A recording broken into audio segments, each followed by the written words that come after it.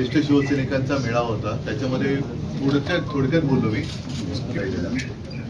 आणि तुम्ही जनसंघापासूनचे कार्यकर्ते म्हटल्यानंतर मी लहान असताना मला आठवते बलराज मधोक बाळासाहेबांना भेटायला यायचे, जे जनसंघाचे खरे प्रणेते.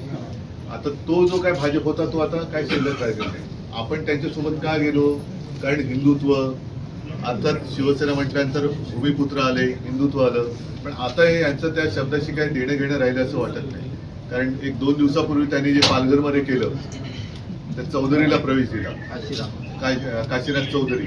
आता त्यावेळेला जेव्हा मी मुख्यमंत्री होतो तेव्हा किती आगडोम उसळवला होता त्यांनी, साधू हत्याकांड. म्हणजे ते दुर्दैवी घटना होती. पण त्याच्यातल्या ज्याच्यावरती म्हणजे यांनीच त्याला बदनाम केला होता, त्याला पक्षात घ्यायला तयार झालं. बरं, माझं काय म्हणणं आहे की तो बोबाटा झाल्यानंतर त्याला स्थगिती दिली. मग 2 प्रश्न तरी आहेत. एक, त्याचा सहभाग आहे की नाहीये?